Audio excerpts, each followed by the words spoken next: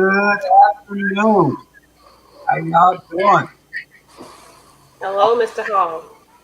Alderwoman Kesha Gibson Carter, and we got Jimmy J. Good afternoon, Mr. Hall. How you doing? All right. Jimmy, well, I tell you, Oh we're going to man. have a live show today. I don't know Oh, where Mr. Robert Bryant is. I don't know whether he fell back to sleep or had an emergency or something. We hope all is well with it, but we're going to continue on. Mr. Bryant has the run a show in our agenda for today, and so we're gonna make do with what we got and make it happen. Um, these are my two co-hosts today, and I'm sure that they'll fill in just fine wherever uh, the vacant spot is at. So we got a lot to cover off of what we want to talk about since we don't have his run a show. We're gonna talk about what we want to talk about. hey man, let's This run the show. That's right. It's about 5 or 6 days. So Robert, you ain't here. So we're gonna take over and make it do what it do. We're gonna take over and make it do what it do. First up, uh, everybody, hold on. Let me, you know, get things in order. Everybody already know who Jay Jones is or Jimmy J is. They don't know who Jimmy J is, but they know who Jay Jones I is. don't know who Jimmy J is. Can I have an introduction, please? Yeah, give us an introduction for Jimmy J. And then Alderwoman, you can go next and Hey, tell us. hey, what So, what I what I decided is go back to a old '90s cliche model. I think Outkast did it best. What they did was every time they came with a new concept or idea, they came up with a new name. So today I'm Jimmy J. I'm probably gonna be Jimmy J for a couple of months. I'm gonna create as many names as I possibly can before they try to put me in one of them little jackets and say and commit to being crazy because Jimmy J is about telling the truth. And Jimmy J he comes with a militaristic mentality. That's the one that Julius Hall and Keisha Gibson Carter and all y'all good sound body mind folk like to see. Y'all don't like the polished J. Jones who you know is politically correct and all that stuff. So Jimmy J is here to save the day so he won't be politically correct as far as what needs to go on. I hope I gave you a good enough synopsis of what Jimmy J is all about. Peace out, people. hey, boy, I tell you, I don't know It, whether you can follow that one. it sounds like we are going to be quite entertained today. Listen, I'm glad you know that the multiple names and personalities brings you very close to getting locked down. So, for the sake of Keisha and my namesake and my dear friend who loves Taco Bell, Mm-hmm. I just want you to know I'm here to help. I'm here to help. I want to help protect the nest. Listen, hello Savannah. I'm Keisha Gibson Carter, your Alderwoman at large for the city of Savannah, and I'm so happy to join you all here on this platform today to answer any questions and to uh, talk politics and talk about what's going on here in our city, and hopefully this will encourage our citizens to engage and become a part of the political process. Oh, shucks. Okay. Our first subject, y'all know y'all two can talk. And when Jimmy J get all excited, shit, I can't shut him up. Jimmy J bad boy. When he go off, he just go off. And when the other woman, I know she just come prepared always. So our first subject is the new arena naming and contract. We're going to talk about that. So I just don't agree with the name. I thought the name should have been we should have put somebody's name up there like Floyd Adams Arena or something to signify the city and how far we've come in this city that brought us this far. I thought that it could have been the MLK arena. It could have been anything other than uh, the naming rights for Inmark. And the contract, I have a problem with that contract also. I thought when they first said that they were giving the contract to a private contractor, I thought that it was asinine and stupid. And I still think that today. So what say you? Now, Julius, I'm gonna tell you this now. Y'all not gonna like what I'm about to say. I'm gonna tell you this now. Y'all not gonna like what I'm about to say, but I'm just gonna say it out of culture, out of respect. I see pros and cons on both sides of that kind of fence. Number one, I don't see a problem in Mark name being on it. I see a problem that it wasn't disclosed in true transparency across the board to everybody who was involved in it. And the other piece is money. Anytime you talk about money, money runs the world. And until we get the right people in play to change that narrative, money is going to always dominate the cycle. With that being said, I don't have my problem with the naming of it is they should disclose all the factual information behind why the naming got done. And it should have been brought to the city council because that is a city building. Everybody on city council should have had a right to say yay, nay, ugumbe. Now, I know why they did do that because they knew they would have been met with all kind of opposition and everything like that under the sun. And like my good friend the right said, cash is king. And until we change that process, hey, we have to understand why we got bamboozled, ran them up, led astray. Now, if we want to talk about something, we can talk about how some of these contracts that went to that arena before the arena was even finished being a thought, that should have been something we should have been talking about. But as far as the naming of the building, yes, I'm not the biggest, happiest person about it being the Inmark Arena, Inmark Center, whatever you want to call it. But it's no different than how they name major places throughout this whole country. Being a sports fan, I see it. Do I like it? No. I got to either do one or two things. I can become a billionaire so I can have it named after me, or find a way to make sure that the system is more transparent than what it is.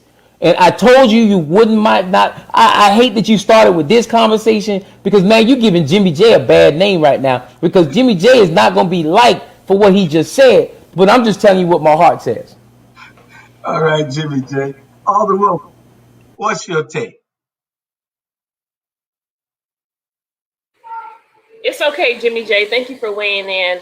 With regard to the naming of the arena being the Inmarket Arena, first and foremost, I'm embarrassed to say that I really don't know much more than what the public knows because we were only notified of the naming event 2 hours prior. And so one would only have to think about it for a little while to figure that possibly was deliberate because of the name selection. One, we are essentially foregoing the opportunity to have an arena named after MLK, which is already named. And so if our council had the opportunity to weigh in, we probably could have come to a happy medium in that it could have been whatever the sponsor's name at the MLK Arena. You know, it doesn't have to be an all or nothing scenario, which is oftentimes how this government is run here in Savannah. We do not do a good enough job in striking a fair balance between the haves, the have-nots, the winners, and those who are having things taken away from them by the winners. In addition, my other point is the fact that we signed a pledge as newly elected officials to become a green community. And it is the goal with that resolution to garner as many local businesses and residents to uphold that goal as well as align themselves to help us achieve that goal.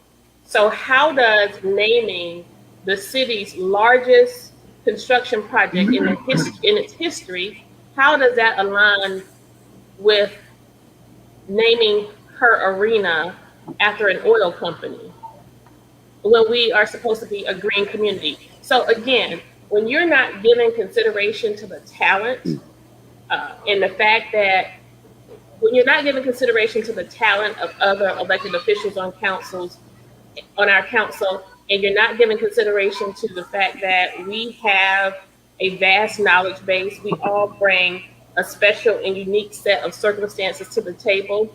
When you do not give us an opportunity and you close us out, withhold information, it doesn't give us a good job to sort of survey these pieces with our public and help them weigh in. That's the purpose of the district representatives. The district representatives are supposed to represent the voice of the people on council. And when you don't have that as an opportunity, this is what we get. And you know what? I agree 1,000, 2,000% of what you just said, because the simple fact is, all y'all were elected by the people to serve the people. And what I'm seeing more and more often than most is only certain areas are still being represented on city council. And because of that, those certain areas will get the larger portion of what needs to be decided as far as decisions going on in our community. And with fact of, you got two people who represent the totality of Savannah, Georgia, along with the individual who is in that area, and their voices are not being heard. That's a slap in the face in itself. That's correct. So I want to be clear that I'm not, when I say what I say, I understand the bigger terms of it. The sad part about our community is we stifle conversations because we got agendas that we got to deal with on promises we made years ago. And it's sad that the individuals who are at the head of these decisions are the same individuals who have been at the table far too long. And guess what? They get a buddy pass from half the citizens in our community because they don't have a goddamn clue of what really goes on in government. All they see is the fact that, oh, well, he must be for us because he's the same color as us. Look here, all skin folk ain't kinfolk. We say this all the time, and you know what? I'll protect you because you the elected official, but guess what? I ain't owned by nobody. Ain't nobody gonna tell me what to say or do. Even R.G. Bryan, who done showed up to this show, can't tell me what to do. And I had to put him on pause. That was just giving the introduction. Monday. That RG only on Monday, and I'm off on Monday. That's why he can do that. But I understand and I support everything you just said.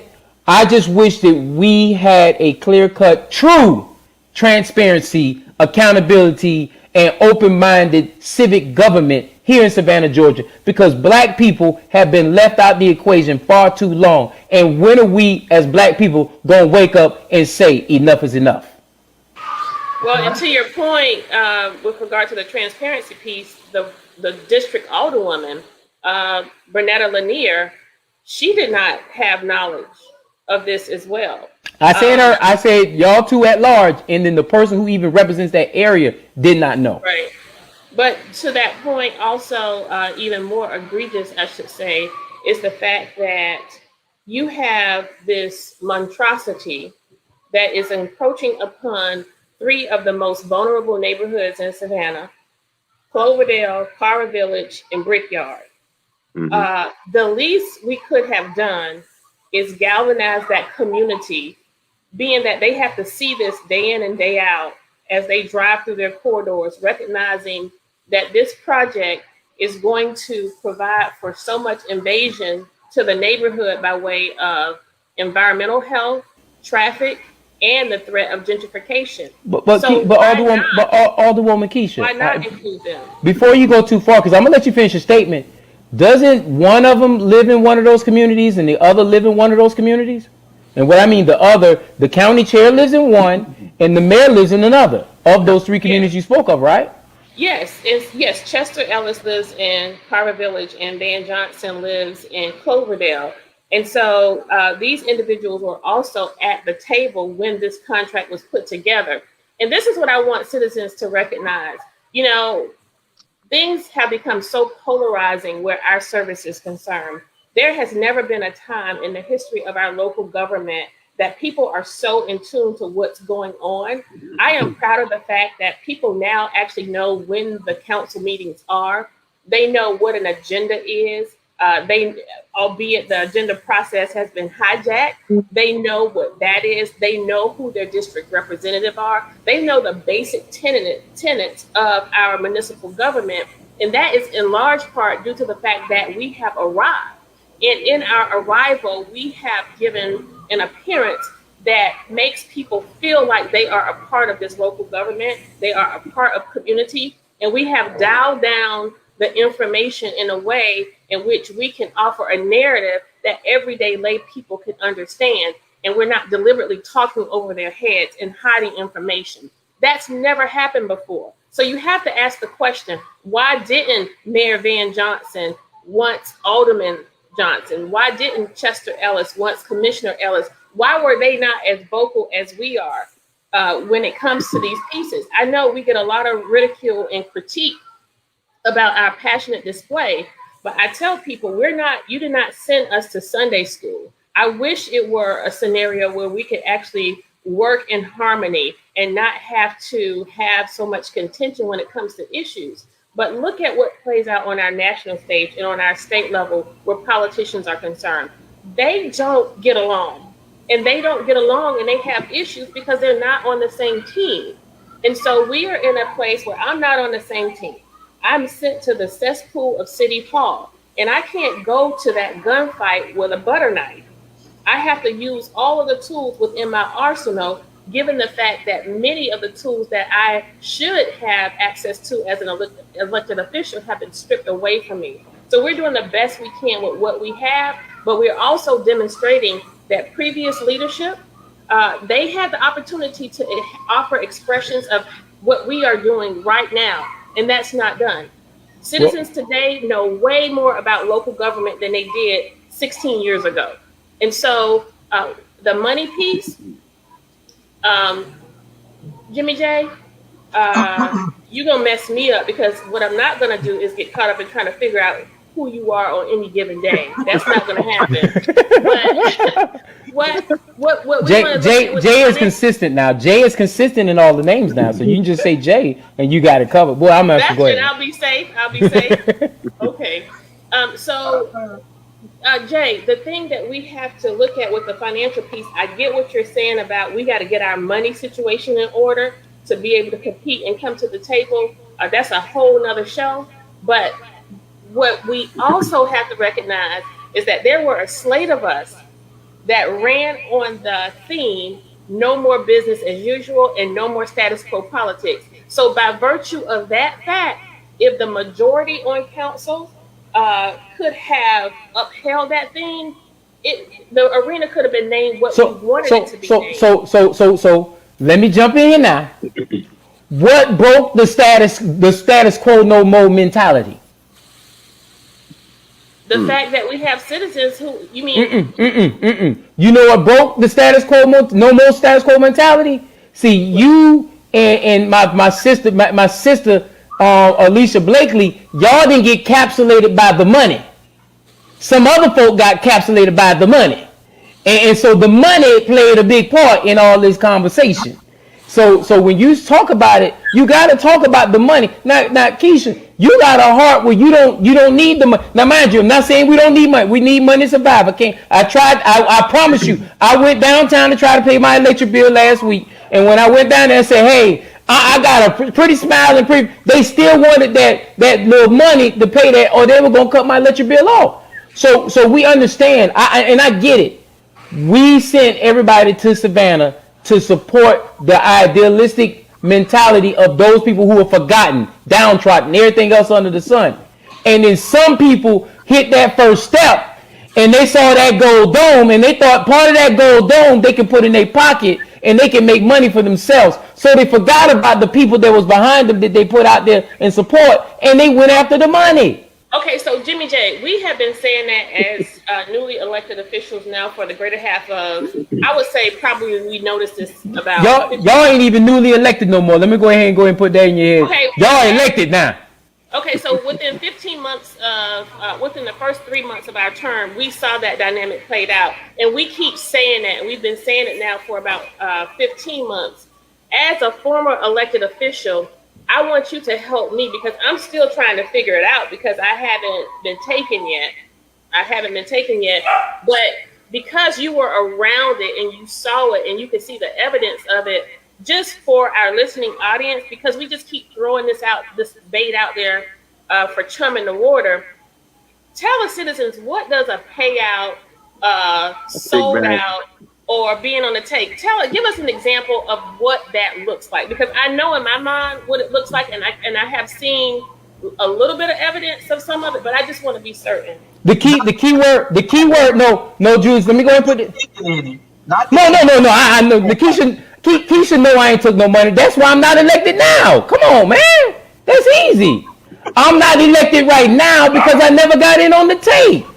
If I got in on the tape, I'll be elected. They love Jay Jones. Don't get me wrong. They know Jay Jones smart. But you know what else they know about Jay Jones? Jay Jones gonna keep it real. He gonna ask those questions. They don't want people like me to ask questions. They want somebody who, yes sir, no sir. They want the foghorn leghorn. That's the mentality they want up there in them seats.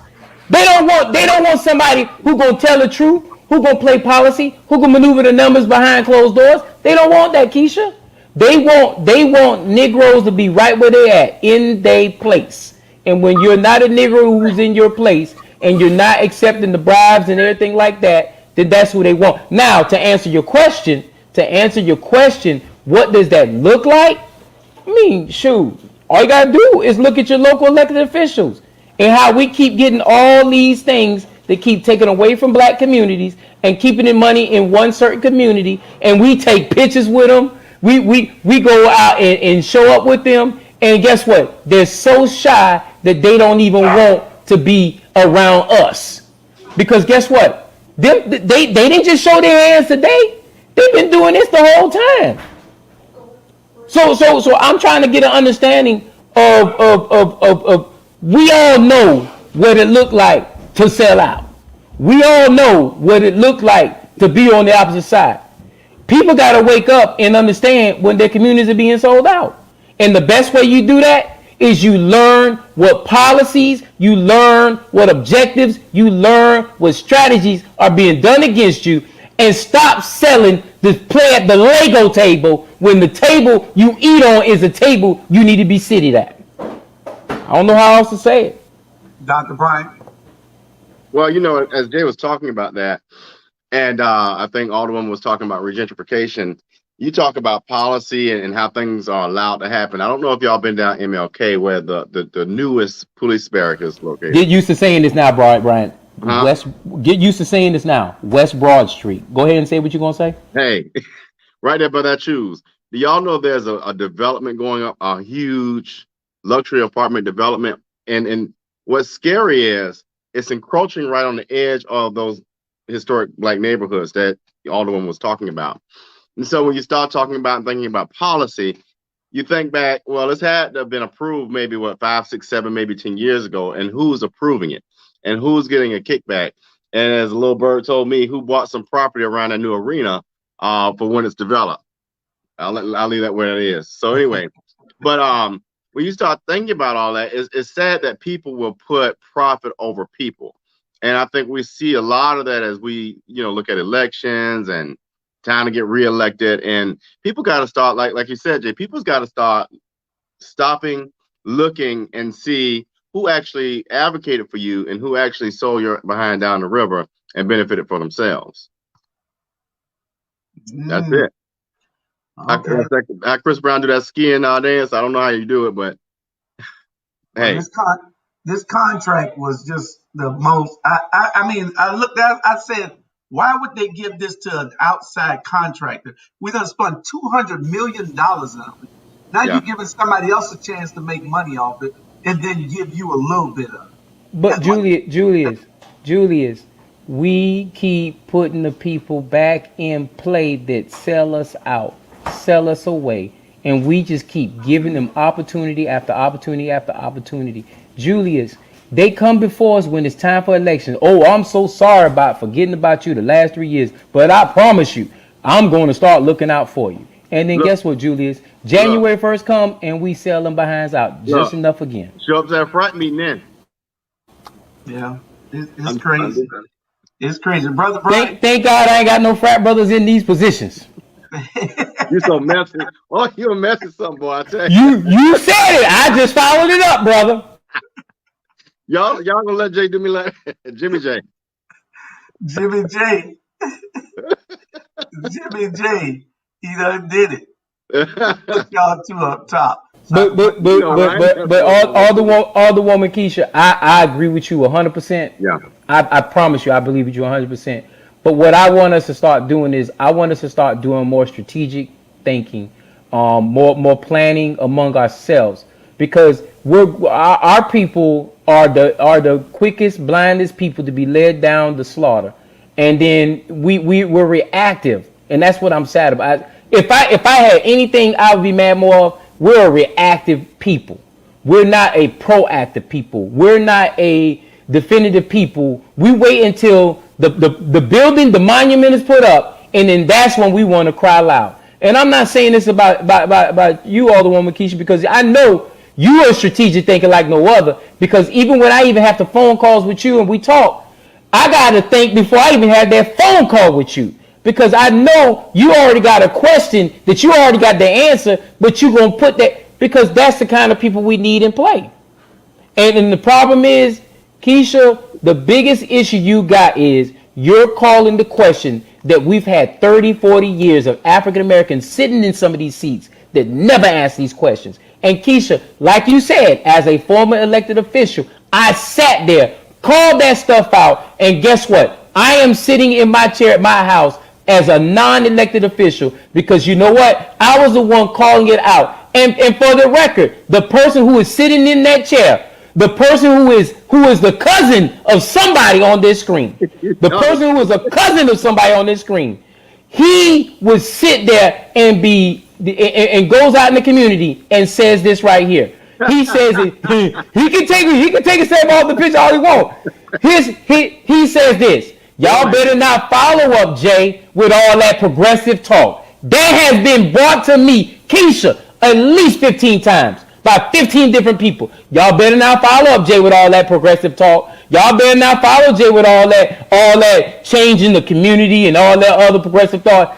What have I said that's wrong for them to keep coming back to me and say that stuff? But you know what? I wasn't going to say all that. And I'm not going to say Chester's name on this thing, because I ain't going to talk about Chester the Alpha on this platform, because Chester the Alpha don't deserve to be talked about on this platform. Julius had his hand raised. I'm about to go back to mute. Listen, one or two things. All those people, what they're going to have to realize after a while is that this is the new news for our community.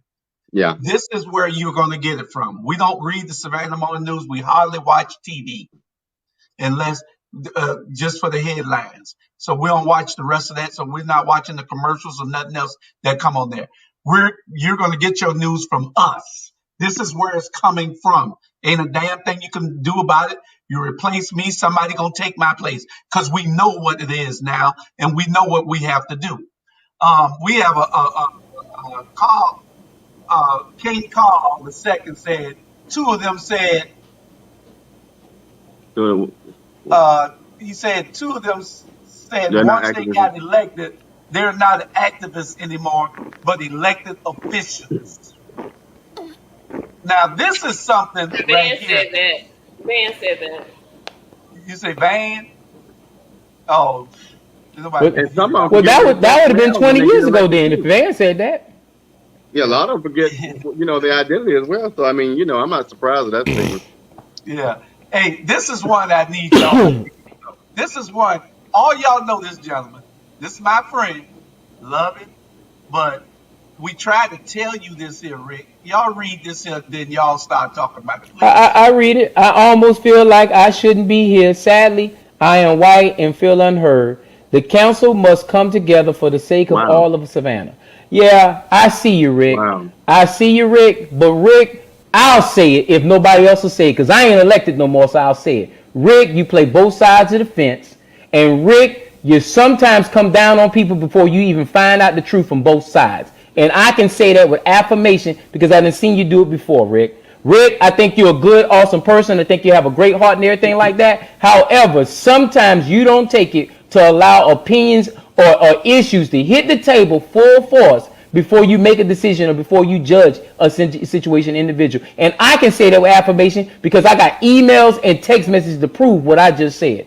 And so, Rick, I applaud your efforts and your time and efforts of what you want to do for Savannah. But unfortunately, because Kesha ain't going to say it, I'm going to say it for her. And you keep yourself on mute. Unfortunately, Kesha, Alicia, and all of them are the voices of reason. They're the voices of the people.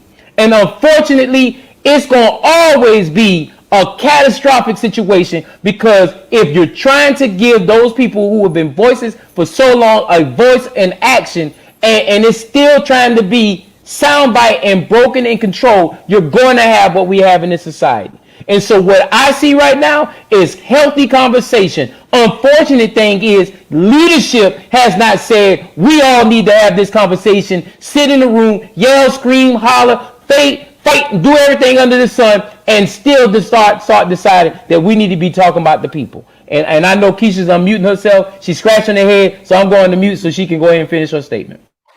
I mean, and to your point, Jimmy J, you're right. I mean, she liked Jimmy J. I told you she liked Jimmy. She liked Jimmy J. See?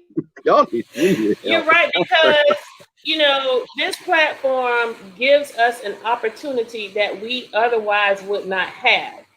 And Rick, had it not been for this platform, you would not know the dynamics associated with the challenges we face as we try to push the agenda of groups like yours, as we try to push the agenda of the vulnerable communities.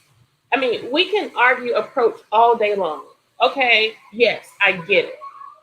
Rick, I don't know how your position as a white man has anything to do with your statement, but I will tell you that quite possibly because you brought that up as a Black woman, I feel like we face some of the challenges that we face because it's not palatable to hear us speak with power and authority. It's not palatable to hear us offer our passionate displays on issues because it's not common practice. It's not a theme that has been known. Even though we have made great strides as a people, as a gender, as a race, there is still that dynamic that when you sit on the platform that I sit on twice a month and you speak from a position of power, passion, and you are matter of fact about an issue, it makes some people cringe. Some people are not comfortable with that. Even people who look like me, Black women, have a level of discomfort. A part of that is self-hate, and a part of that is the traits of commonality where they themselves have been subjected to being subservient. And my pastor often says that people who resent you resent the fact that you represent something that they are incapable of doing. And so I get that. Do I rest there? Do I worry about that? No. Does it bother me? Yes, it's painful because as I stated, it oftentimes, more times than none, it comes from people who look like me. So what do? You have to keep your focus and you have to stay married to the mission and to the message that you ran on. And in doing that, you cannot give regard to re-election. People have warned and cautioned that you may not want to do that because folks are going to hold this, that, and the third against you when it comes for election season. Well, first of all, election season is over 2.5 years from now. I can't worry about 2.5 years from now when I'm trying to get through today. Secondly, and most importantly, I am not serving to get reelected. I'm serving for this present age. I'm serving for 2021 so we can get some stuff done. And in 2022, it's going to still be about you, the citizens of Savannah. In 2023, then we can talk about me. But ultimately, it's going to be my choice because I know my worth I know my value, and I know without a shadow of a doubt that I have given Savannah the best of me for 25 years. And why anybody in their infinite wisdom would give consideration to the fact that I came to City Hall after a stellar record of performance and a great tenure in multiple continuums, why I would come to City Hall and all of a sudden not be able to negotiate, network, collaborate, build consensus. Really? When you and it bothers me, Jimmy J, that people just don't think. We are so quick to react on what's in front of us as opposed to giving consideration to the fact that this person is not crazy. Look, we really haven't acquired anything close to affordable housing. Look, we really haven't done anything about homelessness. Look, we haven't done anything about crime in our community. So as opposed to tackling the bigger, larger issues, people would rather be a fan and a friend of their politician than to hold them accountable. And from our faith leaders to our business leaders to our residents, we have to get over this whole notion that close proximity to politicians by way of relationship, friendship, and kinship, the fact that he or she played piano at my daddy's church. Man, stop using my stuff. My grandmama taught. Stop using my stuff. I'm messing with you, Keisha. My grandmama taught him when he was in kindergarten. Come on, people. Is that really worth your health and safety? Is that really worth the security in your neighborhood? Is that really worth creating economic drivers in your neighborhood? No. And people know. You can ask Ned Heap and Larry Chisholm. I have no respect of friendship or kinship when it comes to issues and you doing what's supposed to be right by the people. You know, we have to get over. I can't be so much in bed with you that I actually earned a paycheck. I earned a paycheck because of somebody else's deficiency. And the least I can do is when I show up on the job, is do my job, right? Mm-hmm. I'm earning a paycheck doing what I do at Savannah. Man, and that ain't, and I can tell you right now that ain't no real paycheck either. That ain't no real paycheck either. Like, share. I want you to like, share, because this is breaking news right here. I have never been so compensated at the level of which I'm being compensated now in any work that I've done. Ever. Drum roll, please. I was just about to talk about it. Drum roll, you know you're getting red. It is crazy because I mean, serious. That's what when you got through. I was just about to talk about. Please tell me when the numbers go. When the numbers go, I'm gonna tell people my salary. All right, we're gonna wait till we get 100 viewers. Open your eyes, open your ears. I'll tell you your salary right now if you want me to. Hold on 1 minute. Hey, listen. This is what I was just about to say before you say that. You're making $25,000 a year. This is no money. Hey, Julie. Out of passion Julie. to help you, and you don't understand that. That's the problem. Julius. The job in corporate work makes $8,000 a damn year. You think I'm doing it for a paycheck? Julius. That's why I ran for county commission, not city of Savannah, because we get $26,000. We get an extra $1,000 in Chatham County. I had to take that chance. Hey. At least you can go to public. You probably would be mayor, Jay. You would have had a good chance at mayor if you were the 6th district representative for the city and then ran for mayor. Mm-hmm. But my wife wouldn't be able to move me out to beautiful pool out here where I live at now. No, I mean before you became county commissioner. I know, yeah. Rick responded back to y'all. Let me get these other ones first. Rick said, thank you, Jay and Kesha. I feel like you might miss the point. I have been in the room with both of you. I do try to work hard to unite all of Savannah. I have tried, but false comments like the two of you. Anyway, back to the news. Rick is a nice guy, and I really feel bad because I know.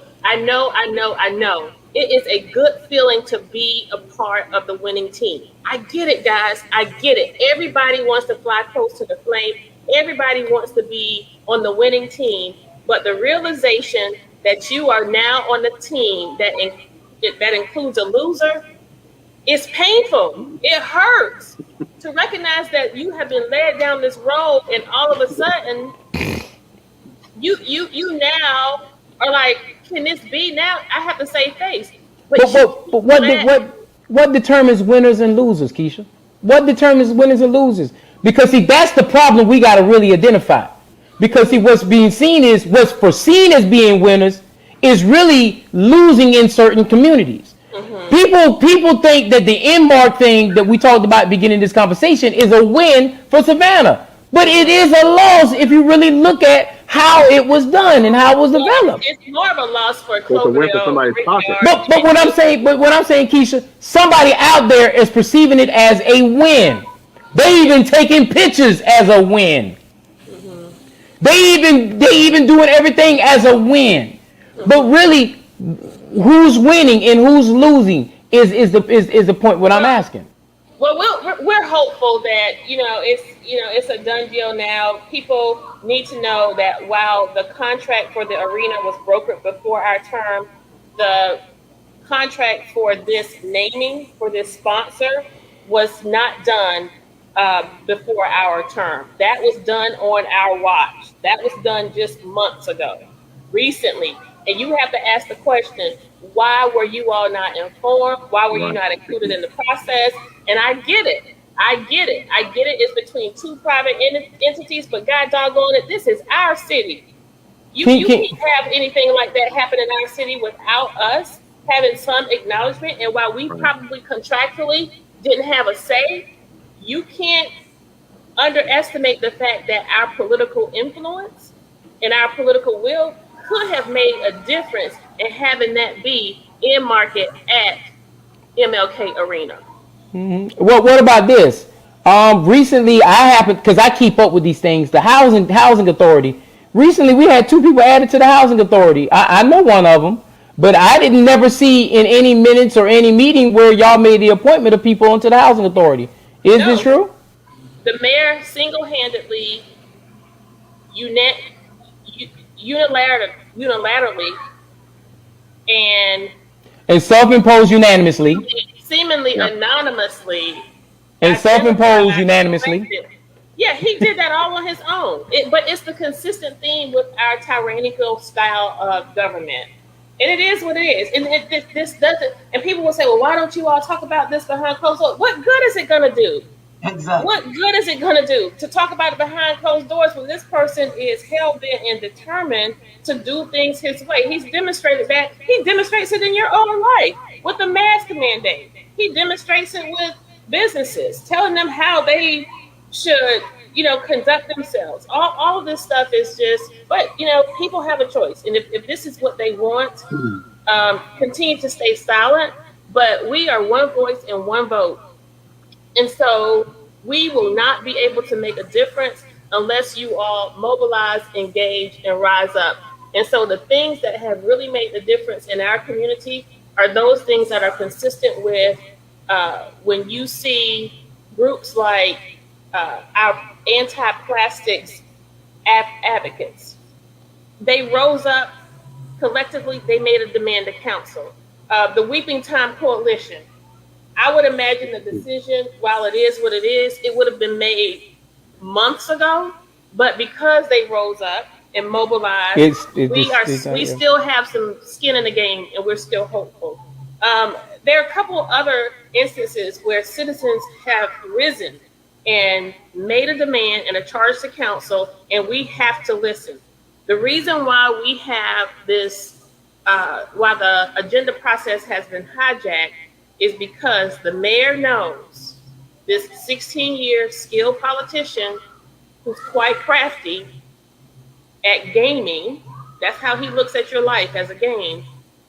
He knows that if I present a progressive and aggressive policy initiative and it sees the light of day in public, and you vote down an item related to how we police, if you vote down an item related to bringing us closer to getting affordable housing, if you vote down an item which will be consistent with incorporating policies to help us eradicate our streets of some of this crime, if you were to vote it down in the face of the public, then your hands will be showed like your hands have been showed with the weeping time. Which That's is correct. Boy, she just dropped that note. They hit the mute button. I tell you, boy. And the weeping I time just tell shows you. them for who they are. We know how they're going to vote on all the issues concerning our community But that was. because we see it already. But Julius, that's why I asked, because if he made those appointments and that property is owned by the housing authority, then in essence he's directing what goes down with the housing authority. That's what I'm saying. And so that's the reason why I brought that point up, because I mean, how are we going to change anything in our community if we're not even going to do things by right or by law? And the other piece is, and me and you talk about this all the time, and RG, we talked about this before. How can we change anything? It goes back to the narrative of voting. It goes back to the narrative of being an engaged citizen. It goes back into all of those narratives. And if we're not going to be engaged citizens to hold these people accountable, then guess what? You're going to have the Mitch McConnell of Savannah, Georgia, as Chuck said. You're going to have that because guess what? That happens because people are not engaged, and we're allowing the wrong people to be in those positions. I'm not, and I want to be known for the record. I don't dislike Van. I dislike his policy and his moves. As a person, I don't have a dislike for him. But his policies and his movement, I do have a dislike for, because he's not in it for the people who are from here. I was born in St. Joe's Hospital in Savannah, Georgia. He wasn't. So I'm going to have a stronger feeling, a stronger love for what happens in this community than he is. I'm not saying he don't love the community, but guess what? He's showing it with some of these policies he's been putting out the last couple of months. And so, what's that, Jules? Rebecca Rose, you can't put. I can't put this one up like that. Well, you can because it covers. You can because it covers the chairman's cousin's face. So I'll read it for you. From the Housing Authority Board minutes in March, page 430, comments from Commissioner Vice Chairman Taylor, who was dialed in by telephone, asked Chairman Henry about an email that the chairman sent to the attorney, on which he had been copied. In the email, Chairman Henry stated that he was recusing himself from all matters related to Yamacraw Village, effective February 11, 2021, deferring all matters to executive execution of documents relating to Yamacraw Village to the vice chair. So, if he did that, is that one of the people that had got replaced, Rebecca Rose? Maybe that's the question I need to know first.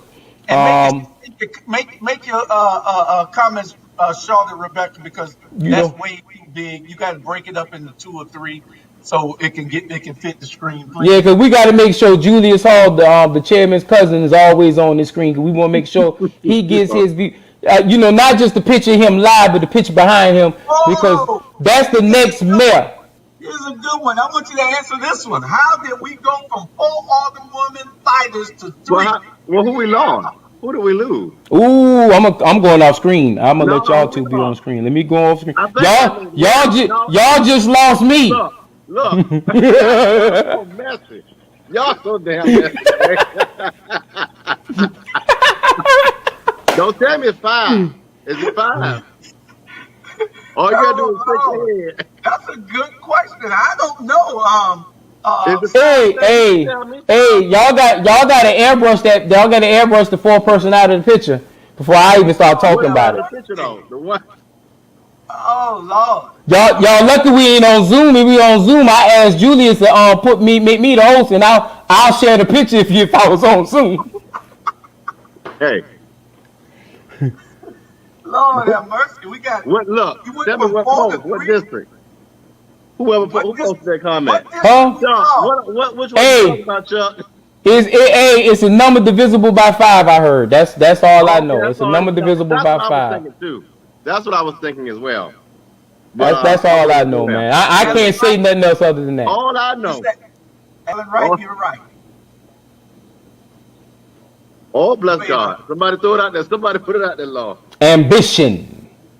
But See, y'all done destroyed the we trying to struggle to find words to talk about the next subject, man. Got to be more I want to know careful. why Oh they Lord, feel the that way. older woman came back. I And look at y'all done brought Keisha. She got her a plate to eat and probably got some sweet tea or something like Y'all was that. messing. They ain't bring me no nothing. She probably got some sweet tea. oh Lord, Y'all messing everything. Dang! oh Lord, we lost all the women. Oh, Hold on. yeah, hey, y'all just lost me on the screen too. I cannot be a part of that conversation. Chuck and Cecilia, tell us why. I don't know why. I want to know why.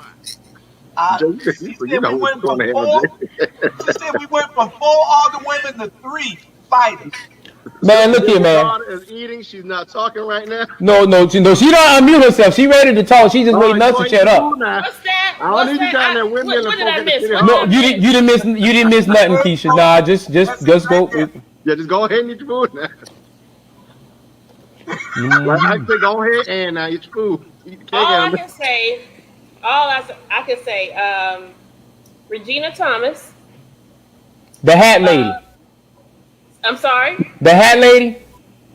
the Lord. Honorable Right. Senator Regina Thomas Yeah. told me You. as I was taking office and campaigning and then subsequently coming into office, uh, we chatted at one point and in conversation as I was sharing with her, she said, Keisha, because I was expressing to her my disappointment in some people and how things were starting to shake out. And she said, you have to remember, in politics, there are no permanent friends and no permanent enemies. And so that is one of the greatest challenges for me because I'm the type of person, what you see is what you get. And when I deal in the real. And one of the openings of my campaign stump speech every time was, in addition to not being for sale, it was, I'm not a politician, I'm a public servant. Right. And so I think the greatest disadvantage for me in dealing with my work on a day-to-day basis is the fact that I don't deal with it as a politician. I deal with it as a professional, as a person advocating for real life issues that should not be a part of the political process. So when we talk about collective bargaining, networking, negotiating, and building consensus, you tell me, how is it that you trade off anything related to poverty reduction, eradicating crime and homelessness, creation of economic drivers for your neighborhood? What do I have to bargain? What do I have to trade off? How are we going to collaborate? We're either going to do this thing called crime reduction, poverty reduction, create some affordable housing, or we're not. But when you put your friends in the equation, and I don't have friends who are developers and contractors, engineers, architects. None of those are my friends. Chuck Fagan told me something once about how it is that wealthy people or these big businesses and corporations, how they will over time connect themselves with charities Yeah, that's a good point. to seemingly somehow appear altruistic. And there's a term for that, Chuck, if you could put that in the chat, only to, on the backs of that mission, they build themselves up, never really wanting to make a difference, recognizing that you're basically using the money that you've already taken, you know? And so where my council colleagues are concerned outside of our leadership, I hesitate to be too terribly critical, but I don't have to say anything because people see the obvious. And I have been a defender of, council members in that, I want us to have the appearance, not only the appearance of working together, but behind the scenes know that we're working together too. And I have to go, guys, but before I go, I wanted to approach this topic of our city manager search to let you all know that while I am excited about our selection of the city manager, Mr. Jay Melder, I'm really, really excited. I supported him from day one. Yeah, I'm disappointed that the city staff and the community have to be subjected one more time to an interim city manager. I think the greatest indictment on the leadership in this administration is the fact that you a 16-year politician with a 20-plus year background and experience in human services, Oop. you were not able in a 19-month period just hire a city manager. You know, on election night, he said that he was going to shepherd these young people into local government. Yeah, that was the first open media comment after acknowledgement of his win. And the only thing that we have been shepherded into is a lot of confusion, division, and this whole scheme that the media and the establishment has created, where there is a deliberate intent to sully the reputations of the most progressive and aggressive, staunch fighters on City Hall, myself, Alderwoman Bernetta Lanier, Alderwoman Alicia Miller Blakely, and you seek to promote the most marginalized. You know, for the first time, I didn't realize how long I had not watched local news. I don't watch national news that much as well. I watch ATR and Better Savannah. But, you know, like the first 10 minutes of our local news, it was like the Van Johnson City Council show. And you're just like, can you people just be a little less obvious? I mean, everything from him honoring the life and memory of one of our citizens who recently passed away at 105 years old. Blessings and condolences to that family. To Good lady. She's one of our church members. Yes.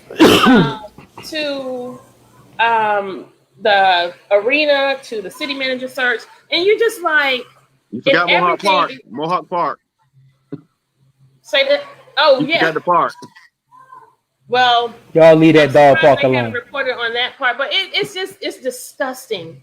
It's disgusting. And I had a round with Lou Phelps just recently, just to say, you know, we have worked on things from Weeping Time, Fairgrounds, initiatives to clean up this community, Alderwoman Lanier's initiatives and desire to create economic drivers for community, Alderwoman Alicia Miller Blakely's desire and efforts to create programs for community, the fact that she has saved people's homes off of the tax steps, off of the steps of the courthouse for delinquent taxes. You know, you don't highlight any of that. They are just intent on minutia, and it's so ridiculous. They can't be original. So I'm saying, Lou Phelps, with your latest account, just try to create another play, because that crap you just pulled, that old play out of that book, everybody recognizes it. But Kesha, they're going to keep trying these old plays until we fall these old plays. And I agree with you. That's just one of many different old plays they play at us. And the problem now is they're getting caught in their bull crap. Or as you say, minutia. They're getting caught in that stuff now. And so guess what? As we catch them, we got to do just what you did. Expose them for the bull crap. And we don't want no apology. We want you to do better. If you're gonna be the media, or you're gonna be the express joint expression for us in the community, then do right and give us good, sound content. Don't give us BS content. And they have a responsibility to that extent, Jay. The media becomes culpable when they are complicit in reporting accurately. Right now, they are glossing over our crime stats. You reporters, you journalists, you really want a breaking story? You really want to tell this community what's really going on? Why don't you do a breaking story on the state of our police department? Why don't you talk about the fact that we are losing more officers than we are retaining? Why don't you talk about the fact that the numbers that have been presented to our community in terms of how many officers we are supposed to have based on how many residents we have here? Let's look at the fact that that's a gross disrepresentation. In addition, we're not talking about the morale. We just had an officer-involved shooting. We're glossing over all of that. So when you're not taking responsibility, you become culpable in the igniting of feelings and emotions in our community. And Brother Julius, I think you said it earlier, or I don't know if it was you, Jimmy J, but somebody said we have to stop with this reactionary approach. We have to be better planners. We have to galvanize and come together and fight issues before. So, I know we had the officer involved shooting and everybody mobilized and are raising hell about it and they're concerned about it, just like with the death of the citizen in the barracks.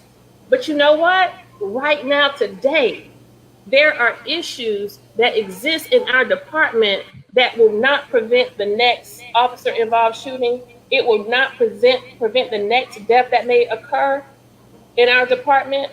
So that energy, that frustration, that passion, it needs to be expressed today in a way in which it can be packaged and delivered to local government and say, listen, Mayor, listen, older people, let's do an immediate overhaul of our police department.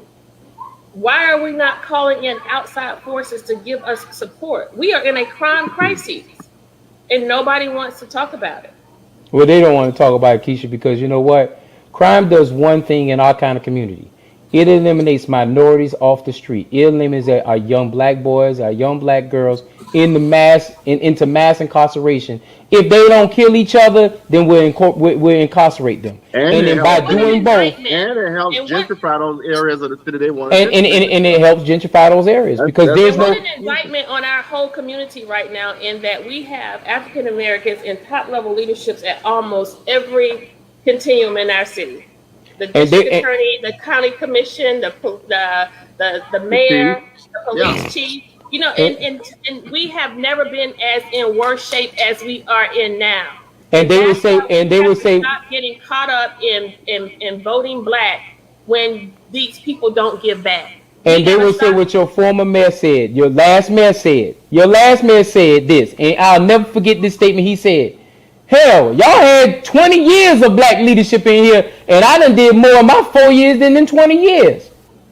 Y'all don't want to hear. You know what? He said that statement. I didn't say that statement. He said that statement. But you know what I did, though, Kesha? I went back, and I said, well, let me look at these 20 years we had leadership, and let's see what really happened. And Kesha, by numbers, I'm not saying what done in closed door. By the numbers, he was telling the truth. Yeah, and we have to be able to accept that painful truth and recognize that it's about harmony throughout Savannah among all Savannians. But when you don't do that for the most vulnerable of the demographics, you're putting everybody else in jeopardy. So I'm hopeful. As I close, I'm looking forward to the arrival of our new city manager. I wish he did not have to come into such a toxic environment. As I stated before, I regret that our citizens who are staffers of the city of Savannah, actually a lot of them are not citizens of Savannah. That's another problem. Most of them aren't, but yeah. We regret that they are being subjected to new leadership once again at the city manager level because the CEO of our city, not only is he primarily responsive to the council by way of the aldermen and alderwomen, that individual is responsive to our city staff who ultimately serves the public. And when you have city staff who are not being treated fairly, who don't feel like they are able to do their jobs, who are being passed over, looked over, who are being fired, or who are being threatened at work, when you are subjected to that time and time again after administration, these people are having to adjust, bob, and weave every time. You're not going to be able to serve our public with harmony. And so the services suffer for the citizens. So that's why the city manager position is so important. And I am committed to doing everything possible to making sure that we are working with Mr. Melder to give him the best start possible. I feel great about having a fresh perspective and a new set of eyes on our city.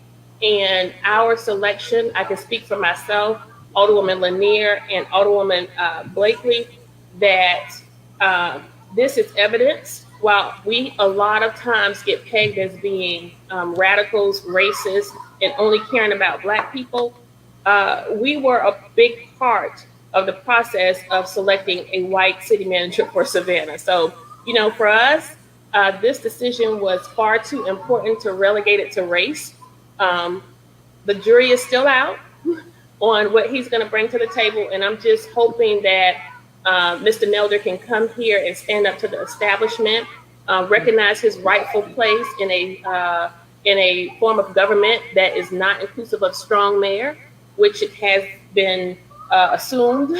And so y'all just pray and pray for us and stay tuned. And what was the vote on that? 9-0. So it was a I unanimous vote. can't tell you what it was in executive session, but Right. ultimately when it came out in the No, public, no, I care about it in the public. Yeah. Executive session. I understand that's all, but in the public, what was the vote? What was the public vote, or did y'all it public was vote yet? unanimous. Okay.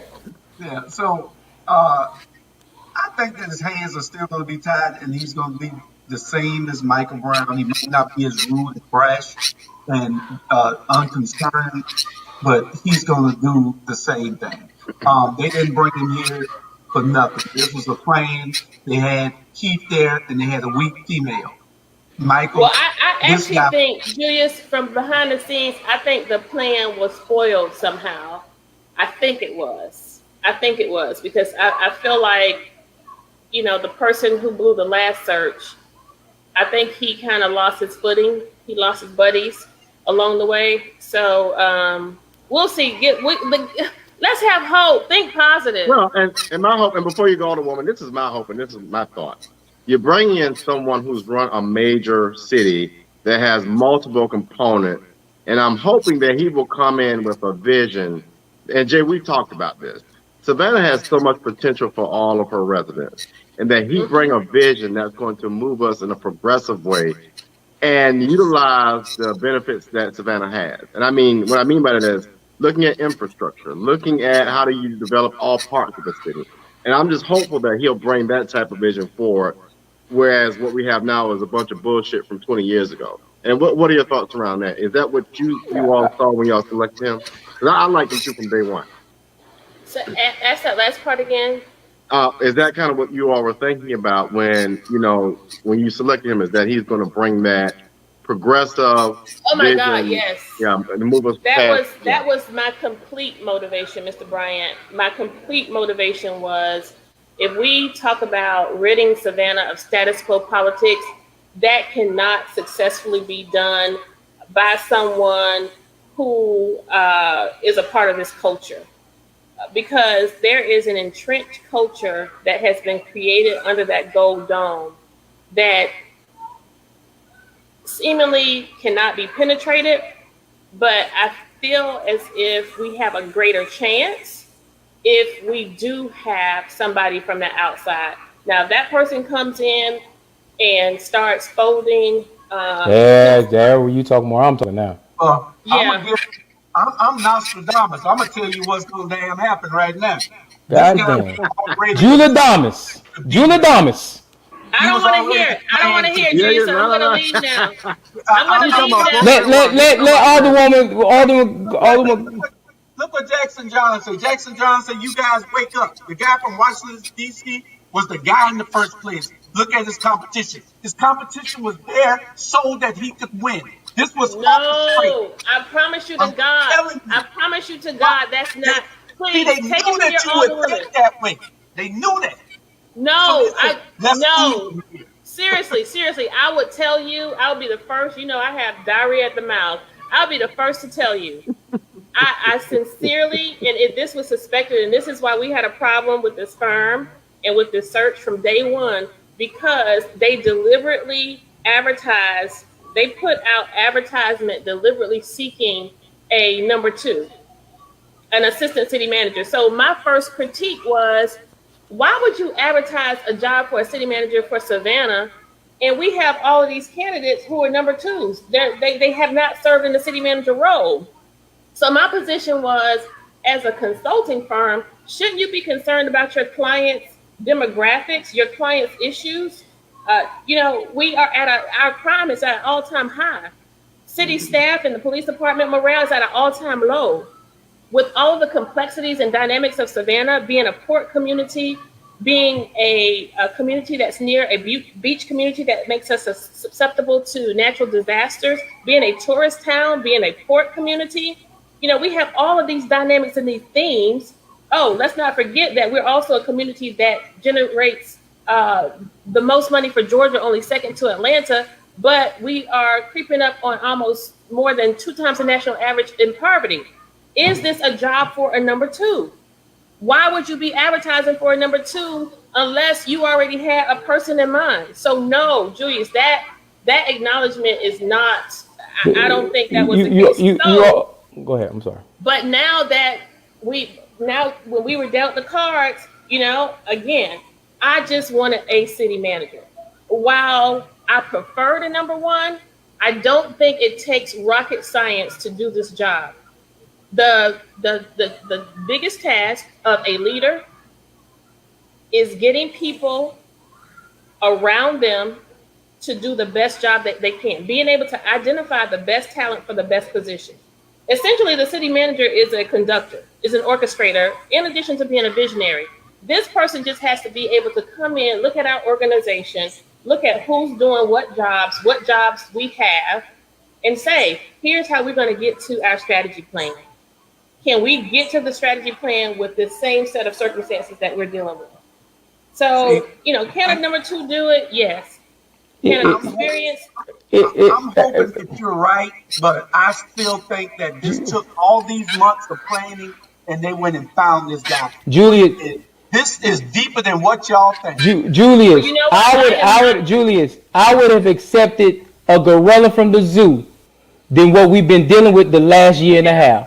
Because we've been spending $240,000 we've been spending too much money for that, number one. Number two, Julius, this is the point you got to understand. And Kesha, I'll defend you on this piece here.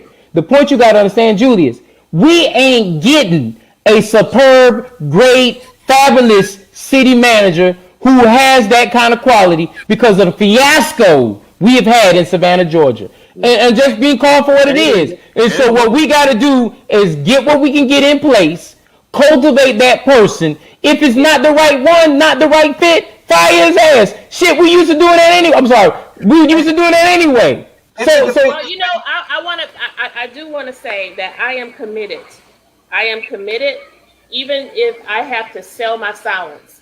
As long as this man is doing right by our city staff and especially our police department, when it comes to some of the policy initiatives that I'm desiring for the city, I'm willing to swallow some of that if this person has a demonstrated ability to heal this staff. I will not be a part of, in Jesus' name, I should say, I do not want to be a part of firing a city manager. I do not. I want to make that pledge to the Savannahans today that I will work my darnest and my hardest to make sure that Mr. J. Melder is here for as long as he wants to be here. And Brother Hall, I hear you, I get it. That's and good. When I hear you, it scares me because you are very rarely wrong. And so your intuition you may be speaking from a place of intuitiveness right now. But I'm hopeful. I remain hopeful. Well, there's two things, that plus this. I mean, think about it.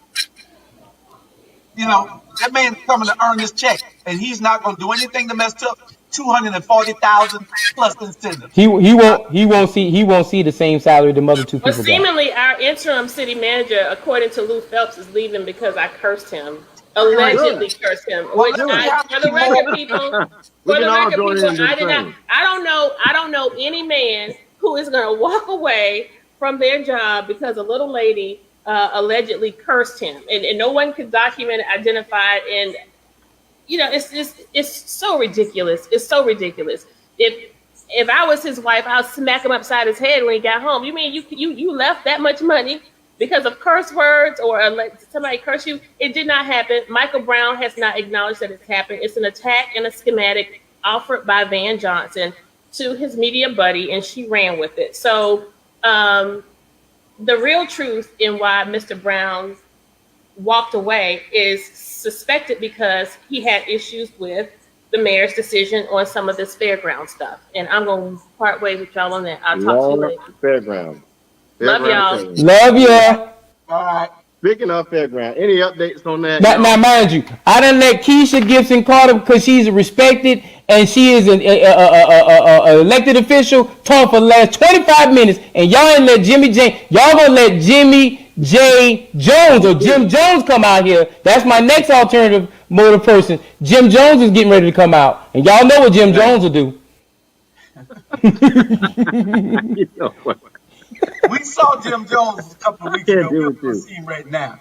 Yeah. No time left for Jim Jones. Well, I think what she said was brilliant conversation. Julius, me and you that had this conversation before.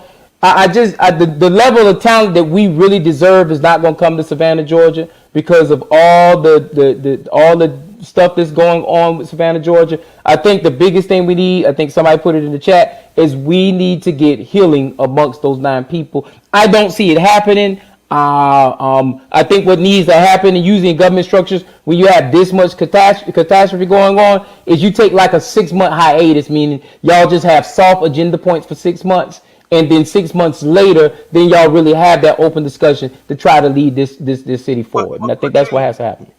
Jay, that could work in a perfect world. But I'm just giving you the diagnosis, brother. I mean, right. I heard you.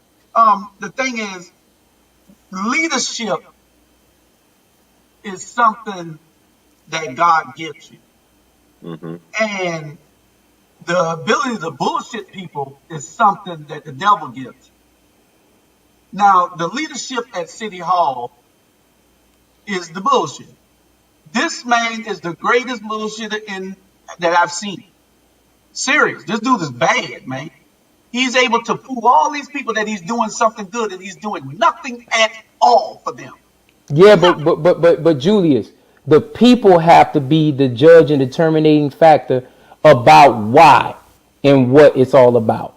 And Julius, me and you can scream to the top of Mount Everest and say y'all being bamboozled, ran amok, led astray, all the other good stuff. But until people see that they are in a problem with us, Julius, is guess what? We don't see it till the shower head ain't working no more. We don't see it until we are outside of our house and we're no longer in those communities. We don't see it until it's already done, sold up, and all we're doing is trying to say react to those terms. Well, and that's the problem. I'm here to tell you that the shower head ain't working. And so you like that, didn't you? I know you liked it. That's good. I know you can use it. You can use it. The people need to see that, but the people are just being blinded for some reason. But the thing is, you said that you want them all to work in harmony. It takes leadership to do that. Julius, how many times have I told you that it takes leadership for that to happen? How many times? And that's what we're saying right now. It takes leadership. And I don't disagree with you, brother. I don't. That's in place right now is not even thinking about that. He wants the damn confusion. But see, Julius, leadership comes in many different forms, and we have to understand that leadership comes in many different forms. He's no different than what he was when he was in that seat over there in the 1st District. It's nothing changed. The only thing that changes, he went from an area to now he's over the entire area. And guess what? Nothing changed. Nothing changed. Go back and look at policy. Go back and look at all the laws. He can't even say that he was stifled from that because every government structure since 1992 has been a Democratic government structure that's been in favor of any position he brought to the table. You can't tell me that. Otherwise, ever since Otis 2 terms, Edna's 1 term, and even under the Deloach, he has been able. He had no opposition if he would have brought any kind of law, procedure, or policy to the table. He didn't. And you know what? The 1st District is a byproduct of him not doing that. And guess what? We still elected him what? The mayor. Part 2 to that conversation is, did we present the best kind of competition to him? No. It was him, Eddie Deloach, and the Hat Lady. And I don't mean no disrespect by the Hat Lady, but I was introduced to Regina Thomas as the Hat Lady because I'm not old enough to know her as a senator. And I don't mean no disrespect by that. You forgot the most important person in that race. Who? Lewis Wilson. And Lewis Wilson, because he gonna cuss my behind out because I didn't say his name. He gonna say all kind of words. I say his name, but yeah, Lewis Wilson. And now watch this. And I'll tell you for the record, because Julius, you know this, and Brian, RG, you know this. I was asked to get in that election. I said, man, why the hell would I get in the election? You got 3 blacks and 1 white, and we are in a city that's 50+% African American, and we vote strictly on emotions. I'm sorry. I'm not going. I would have had to resign from my position as a sitting county commissioner to be able to run in that election, and I just didn't have the time nor the effort wanting to run in that piece right there. How about I say this, Chuck? I wasn't old enough, but guess what? I wasn't living here. How about I say that? There it is. I said it. Either way. Well, I want y'all to remember this. When it all said and done, y'all gonna find out that Jay Melder is no better than Michael Brown. I guarantee you that. Yeah, but Julius. Ain't no but about it. But Julius, yeah, it is. It is Julius. It is Julius. Were we going to get a fair, impartial process from the beginning? I don't know where you're gonna get it from, but I bet like Jackson John said, the powers that be chose this guy. These people know what the hell they doing. We playing checkers, they playing chess. Y'all remember that? Julius, how many times I say that to you? When we on the phone talking, we argue with each other. How many times I say that to you? 1,000 times. Go out on a limb today and say they should have hired Keith Lloyd. Hell no, they shouldn't have hired Keith. No, I don't. No, I don't think they should have hired Keith. I don't think they should have. I mean, in that case, you don't need a city what manager. they had in place. All I'm saying, Chuck, is that they put this guy in place. Y'all don't see it because they had all these months to go and recruit him. They had all these months to go and find him and put him in place. This is somebody, friend of somebody on Cedar or some of these damn places. Let me help you out, Julius. Let me help you out. For the record, let me teach you this. This is a teaching moment for everybody out there in this audience. You have, when you become a city official or a county official, you become a part of an association. Those associations are the GMA, which is the Georgia Municipal Association local, and then they have a national Trend 2 association, which brings all the municipal elected people together, like the ACCG does the same thing with NACO on the county level position. So when they go out there, when you join these associations, guess what? You get into these groups and these big tables across the whole United States of America, and you have conversation. I can guarantee that the mayor of this city of Savannah, Georgia, who is a part of the GMA, and he's also part of the National Association that ties all municipal people together. If he's there, he's already interviewing people when he goes to these association meetings. You're not there. I'm not there. You know why? Because we're just regular citizens. Now, Julius Hall will be there next year because I'm going to drive him to wherever that association is when he becomes a mayor of Port Wentworth. That was your plug. I'm going to charge you later on. But when we talk about these situations, that's how these things are done, Julius. You know how I know, Julius? Because I did it when I was with the ACCG. It's no different, brother. That's all I was saying. Somebody knows this guy, and you can't convince me otherwise. But I'm just explaining to you how it's done. Now you know. They put 2 weak people in the on the side of a moderately strong person. Who's gonna win? This guy's a plane. Believe that, and I told you that. I can't disagree with you, but Julius, I done sat on them kind of decisions with HR, and I done seen how the minutia plays in part in politics, and we always make sure that 1 good person and 2 duds go. Matter of fact, the 3rd person was added because the 3rd original person was no longer available for the position. So let's go ahead and put that piece out there too. Hey, and you remember this whole council was happy when Michael Brown came, and I told him Michael Brown ain't nothing. You watch what he do. What happened? They all hate him. Not all, but you know the people's fighters hate him now. And Chuck, it wasn't an ACCG because that's a county affiliation. It was the Municipal Association, the National. I don't know the name of it, but it's the National Municipal Association. I'm not talking about it. GMA would have been the one he would have been a part of because he's a municipal association person. ACCG is dealing with county committee people. So there's 2 different associations I'm talking about. Mm-hmm. All right. Well, Okay. we Now got I can make the next 34 minutes count for if you need me to. No, no. Oh, What we have not touched on, but really what spawned our topic, and I don't know if y'all hit it yet, but what's up with the video footage of last week? What's going on? I what mean, video for? Oh, you talking about the police oh, shooting? the shooting, the killing, the police killing, where it just silence, and we're supposed to believe that the same people that said a man hung himself with a shoestring did the right thing this time, and so I'm just lost as to why we still haven't seen the footage. Well. As it was told to me via social media from a certain individual, I'm going back to my silent mode. The GBI is now handling the case. And when the GBI starts handling the case, which we understand the state of Georgia has been under Republican rule going on 20 plus years.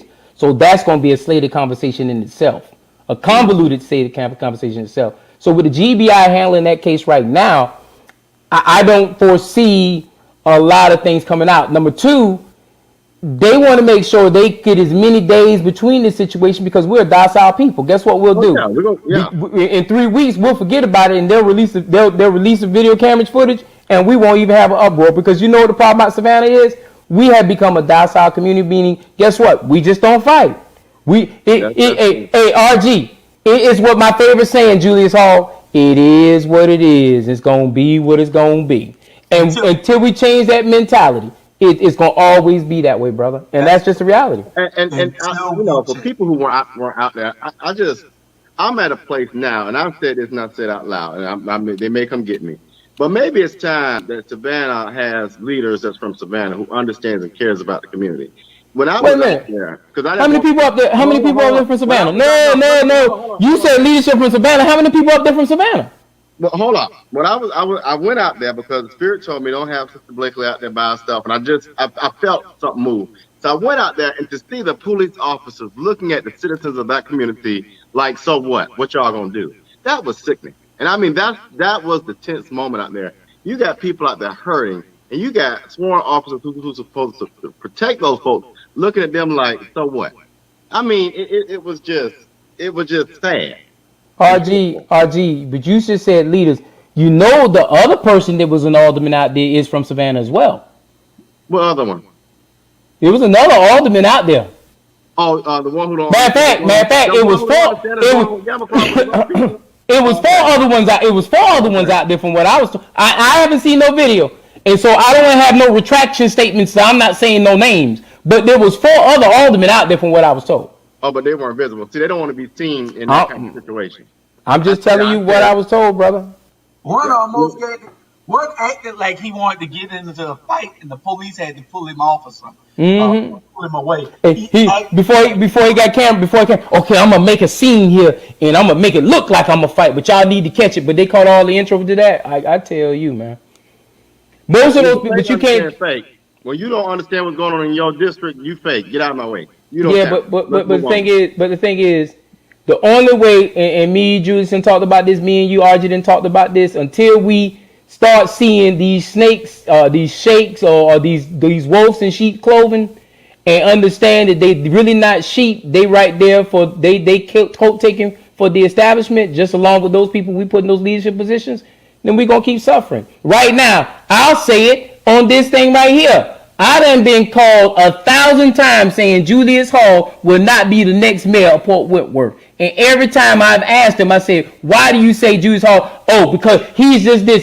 I said, well, Julius Hall is doing what he should be doing for Port Wentworth. He's speaking up for those people who aren't in Port Wentworth being spoke of. Port Wentworth has been hijacked. Why aren't we talking about that on national news? Well, because you know why? I'm going to tell you like this. If this mayor beats me, there needs to be a damn investigation. I'm running against goddamn Jag Clampett. Jag Clampett ain't fit to beat me. I'm just telling you, man. He's not fit to outwork me. He's not smarter than me. He damn sure ain't good looking as me. Oh, Lord. Hey. All screen. How you get off screen? All screen. There you go right there. I can't deal with Jay Charles. There you go right there. I ain't got nothing to do with all that. So, That's how I So said it, Mom. He just with Julius Hall get in that seat. He better make sure he don't find or hire nobody to look better than him. That's all I got to say. well, I'm gonna hire talent. I'm gonna hire Lord. talent. If this But man but is gonna be the Russians helping him, that's the only way he can win. and my, They done hired Dave Simon last week to come run this campaign. they need to hire somebody higher than him because Dave Simon ain't the answer. No, Oh, he's no. not. Dave Simon ain't the We answer. beat him before, so Dave Hmm. Simon is not even a But word. but look, talk about Republican rule. It was another piece. With Kemp and his boys. Y'all see, we have they came from me and Daniel Black, man. They got an African American Public Service Commissioner, Jay Jones. RG, me and you talked about this, Julius. Me and you talked about this. The new narrative the Republicans are going to try to do right now is they're going to find African Americans to start running against us because they understand. And I hate to say it, and I know I'm going to be blasted for it. I said it earlier. Black people, we vote by emotional terms, and we do not learn who is for us, and that's why we keep getting bamboozled in these situations. And Yeah, guess what? They're getting ready because they understand that as Republicans, they're going to be locked in together. They're going to try to divide the black vote. That's he's not the only one. They doing the same thing with Herschel Walker, Julius' favorite running back. They doing the same thing with with Vernon Jones, oh no, Julius's no. old favorite friend Bernie's up dead. there in North Atlanta. I mean, they've They been got doing this stuff. hey, Bernie's dead. Bernie's dead on arrival. They got a guy out of Washington, Georgia, Ames. That guy's gonna beat Brian Kemp down. I watch what I tell you. Well, Brian Kemp raised $2 million, so I mean, he raising the money. Well, Vernon Jones only got $600,000. Ames is locked and loaded and ready. Ames can run a campaign by himself, and he's got Trump's endorsement. Yeah, So well, that's gonna be the new test mark. I want Being y'all to go look up Fitz Johnson. That brother being there. being being being a Democrat right now, I'm gonna tell you now. If you don't know it, I'm gonna say it again. People who left the Democratic Party in the 60s and 70s, they kids are making a comeback in the 20 in the 99 and the 2000s, as Juvenile would say. Playing politics is becoming the sport because you know what? The old Republicans ran on this ticket. Three things: faith, family, and taxes. Guess what? In this new day and age, because of COVID, those three things have been morphed and changed. And because of that, politics is changing as well. Mm-hmm. Julius, please talk, Julius. I don't want. I'm gonna put myself on mute so I can just talk on mute so you can talk and tell you all you gotta say, brother. But here's the thing, and I say this all the time about the leadership for the Democratic Party of Georgia is weak. I mean, you got what you got, move out the way, put somebody who's gonna run this thing right. The things you're doing, Jay, like going around and motivating people and training them, we don't do a good job at it as Democrats in the state of Georgia. As a matter of fact, we probably need to elect leaders before time because if we don't get our train back on track, they're gonna have a whole another whitewash like they did a year ago. I'm telling you, it's coming. And but RG, the most important thing is this, Julius and RG. We have to get people who are not afraid to run for office. That's why I stand beside that young man right there in the picture. And I'm going to stop beating him up the rest of the show. Everybody out in the world, y'all know I love Julius Hall. That's my big brother. We argue, we fuss, and everything like that. Everything I put on here is a joke and playing because you know what? Unfortunately, the only way I could get you to like, watch, and do all this is I got to have all this calamity. Because if I come in here and give you facts and figures, y'all would, man, that show was boring. And y'all would hit unlike, and y'all won't want to look at this thing. So I got to be animated. I got to be outside myself. I got to be Jimmy J just to get y'all to watch this thing. Because if I was just Jay Jones, y'all don't want to see that because that's the educated. He's black. He shouldn't be educated. He's black. He shouldn't understand all this stuff. He shouldn't be doing all this stuff. Or the next thing is, oh, he's racist because he's speaking up for black people. And then y'all will be the one who carry that message harder than the people from the other side of the room. You know what? I'm just calling for what it is. You know, don't hate me because I understand the facts and figures. Hate me because I'm telling you the truth. And you want to do better in your life. I'm sorry, Julius. I'm going to be quiet. I was quiet all that time for my great Alderwoman, Kesha Gibson Carter, so I'm trying to make up for my time where I didn't get to talk. Hey, it's going to be interesting. I know a lot of people they don't understand that Savannah politics and Pope Wentworth politics are on two different levels. Pope Wentworth haven't seen what I'm doing. They've never seen what I'm doing. I'm just halfway through now. When I do the Bliss in the second half, I don't care. They can bring Dave Simon, the Russians, Rush Limbaugh from the grave, and a couple of other crazy motherfuckers back here. They cannot beat me in Pope Wentworth. And I ain't just talking about the people need to elect me because I'm black or because it'll make history. That's not why they should elect me. They should elect me because I'm going to do better by Pope Wentworth. That's why they should elect me. And the thing is, they don't even. And my thing is this: they come at you not because of what policy you trying to present.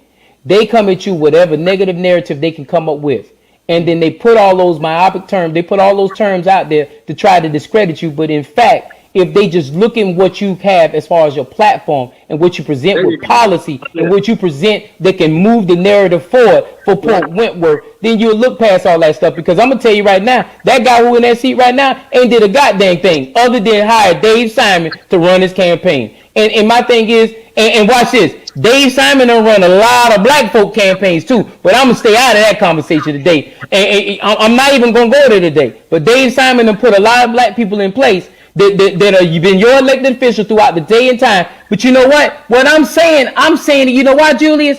Because all this stuff, if you know how to find it, is available to the public eye. Why do I need to give you the information? You need to wake yourself up and go out there and find this information for yourself. He claims that he's the king, the black kingmaker. That's what he claims he is. Oh, I'm here to tell him, you are no kingmaker here, buddy. You can make a dog catcher the king. Those people paid you, and you did great mail outs. We'll see what you do in this up here. You ain't gonna beat me up. I already know. And the reason why he does that, Julius, is because he understands black folk vote with emotional terms. Mm-hmm. And how we got to break that cycle is what he is not ready for is you walking the streets, you talking the talk, and you doing what you got to do to present the platform that's best for Port Wentworth. Because I'm going to tell you right now, Savannah, Georgia owns property that belongs to Port Wentworth. I can tell you that with affirmation. Part of y'all property is owned by... I just don't understand why City of Savannah's in a land grab just to making sure they can pay these tax monies off. If y'all got the biggest organization in that pack, why don't y'all start working with them and stop letting SCAD be able to do what it does all over the place right there, instead of finding citizens that don't have incorporations and incorporating them into the City of Savannah so you can get their tax dollars in your tax digest, and then them people don't have services or they got to pay high HOA fees and everything else under the sun. That should be a topic in itself, how high and ridiculous some of these HOA fees are across the state of Georgia. But you know what? We don't want to talk about that because you know why? Because what that would do was that would hurt our friends, our family, and those people we want to talk to and those people we want to like us, rather than calling them for what they are. Who's this guy, Jackson Johnson? I'll say it for you. Van Johnson, Lester Jackson, the guy, a kingmaker. I guess he ran those campaigns. Ooh. But you know, I said ooh, my camera just went. Something happened to my camera, y'all. I cannot be associated with comments like that. Now you can put it up there now, Julius. They just hear my voice. You can put that statement up there now. There you go. Hey, this show here is about honesty and truth. And somebody said that this is the campaigns that this guy ran. I take my camera. It got hot in this house. Boy, look at I can tell you for one that he did work with me on Van's campaign. And he did work with me on Van's campaign.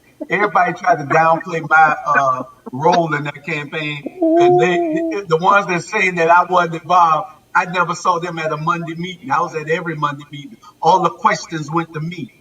Everything in the field went to me. So y'all, they tried to downplay my role in Van's election. Yeah, it wouldn't be no Van if it wasn't for me.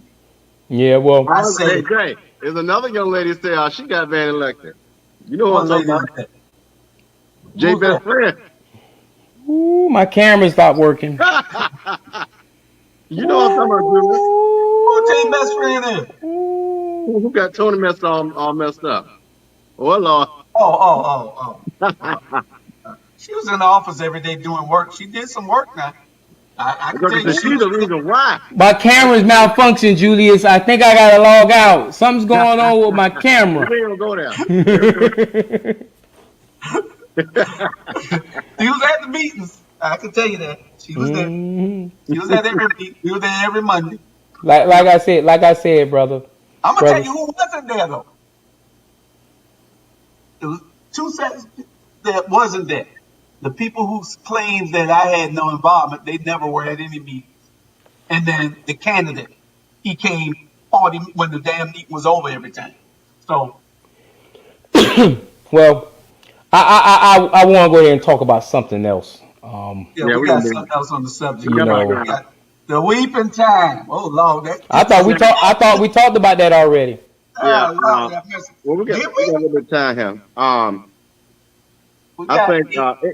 How's the election? I think. Well, this is one that's important. The election season's heating up, and how's that looking? I know you gentlemen will be more in the trenches with that. Where are we with that? Oh well. And by the way, I'm trying to get B and John on here too. B Win and John E. Okay.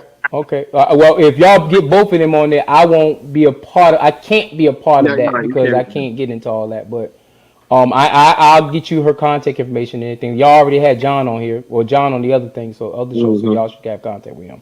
But I know B and John. Anybody else running for that? You have two other people. Manswell is running. Okay. And then you got a couple of people running on a Republican ticket because old boy, he's not running again. So you have a heated debate on the Republican side as well. Okay. So we definitely put all our damn brand in there. Well, watch this. Since I'm gonna have some fun, if y'all don't mind me having some fun with that. So my question is, my question to you is this: what if? Wait, some of the people don't want to tell the people the truth. You're right. What if, and I know I'm gonna get rocks and everything. I'm either gonna get rocks thrown at me or I'm gonna become a rock star. But Julius, I got a new theory. What if Stacey Abrams is not going to run for governor? What are y'all gonna do? Well, they're in trouble.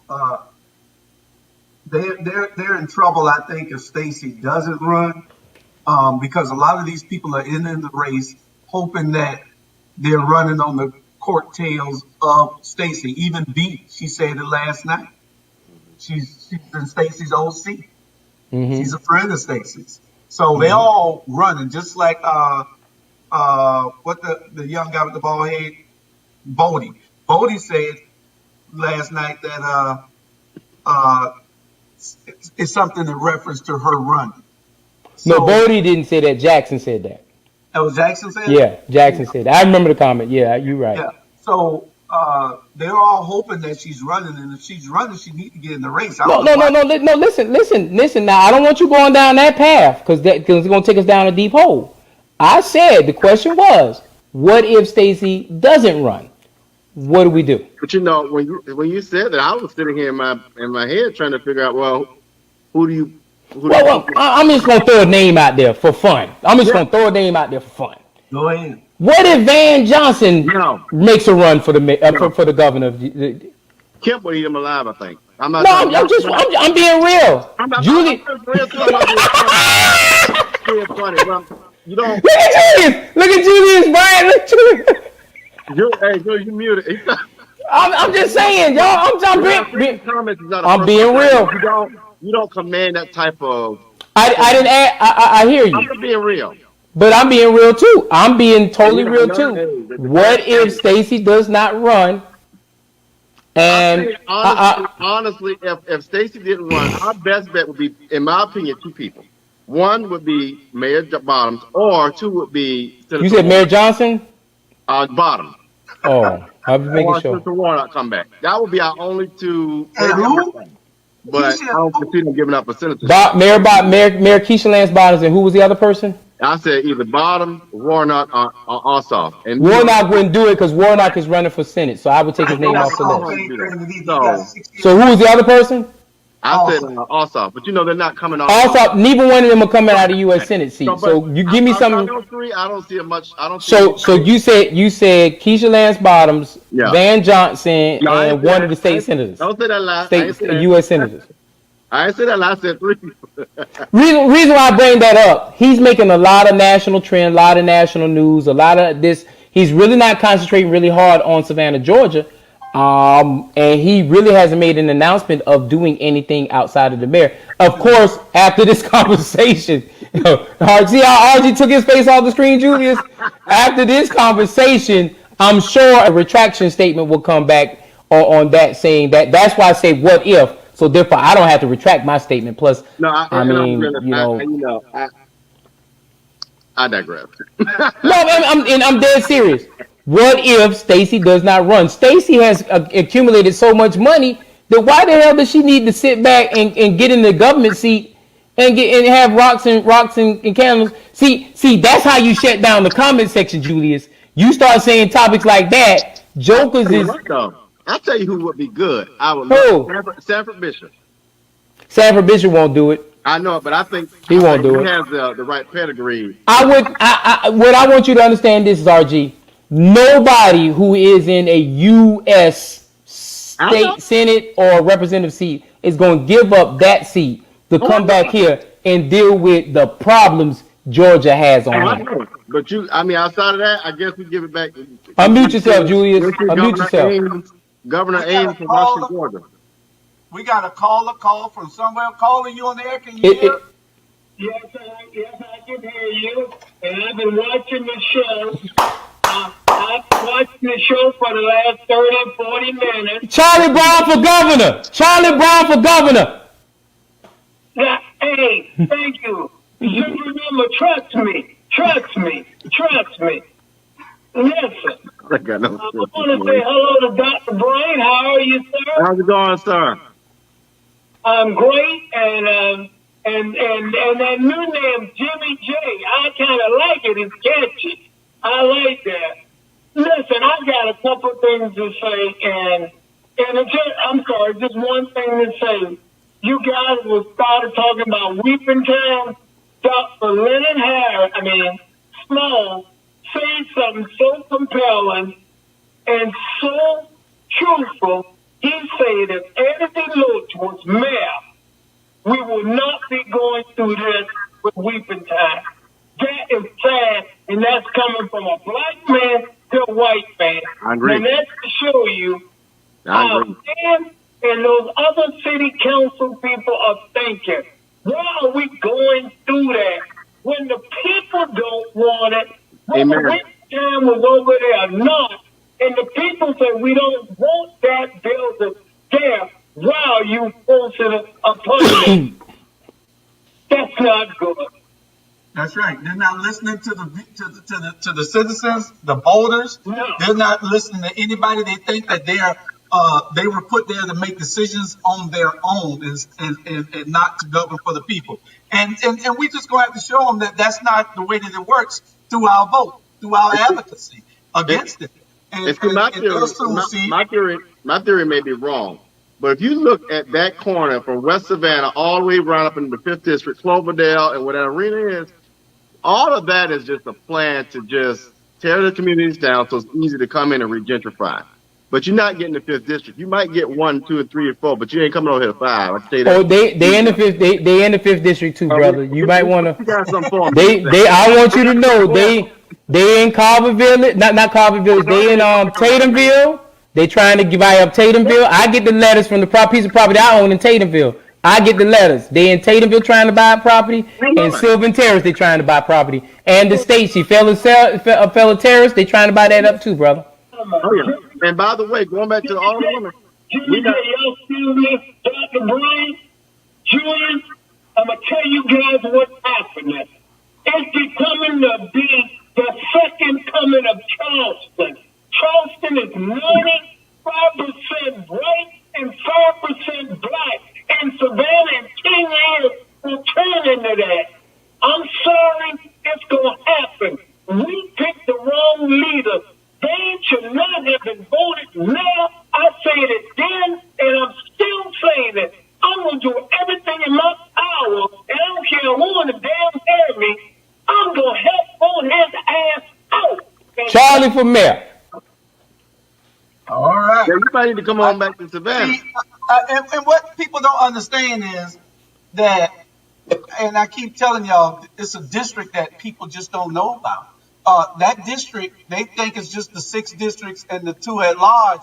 But listen, man, I'm telling you, it's a 7th district out there that y'all did in the city that is going to be the voice for all voices. Y'all ain't even got to worry about anybody that we say ain't gonna win an election. They will not win an election. You But can't come to, and I'm challenging. Come to, I ain't even getting into that. Julius, the 7th district has to have a candidate to vote for, and that's all I'm gonna say. If we got to stop Julius. I say this all the time about you, RG. Me and you done had this conversation. RG, you change the narrative for the public service commissioner in this community by running. Win, lose, or draw, more people know in black communities, black circles, more people know in disenfranchised communities about the public service commissioner because you stepped up and did it. For decades, we have been allowing them positions to be transferred by power stroke. Julius Hall will give it to his child, and so on and so forth. That stuff has stopped because you know why? We're going to start running at these positions. It's not about politics. It's about running for these positions. And it's about making sure we have an agenda when we run for these positions. But I'm sorry, RG. you're right. No, what I'm going to say is this, and I think we can close on this one. But hypothetically, you talking about races like governor. What about Mayor Savannah? You coming back to Savannah so we can line you up? Jay Jones is living in Pooler, Georgia. If he runs for anything, it'll be related to Pooler, Georgia. Miss Jones is happier than ever before in the house we live in. And I refuse to move her, uproot her, and bring her back to Savannah to run in Savannah. I done lost my hair. I done lost all my black hair. I ain't coming back to lose my mind in Savannah, Georgia. I love my home, but my thing is if anybody else want to step forward and run, I will support them 1,000%. The list is short. Y'all got to, and my last word to everybody out there is that, don't confuse people's passion and fight with any mental disabilities. Don't confuse it with any racist tendencies. Don't confuse it with when they fight the way that they fight and say the things that they say with them wanting somebody else's position. They're fighting reason. They're fighting to better your life. That's and right. if you just stand by, they'll better your life.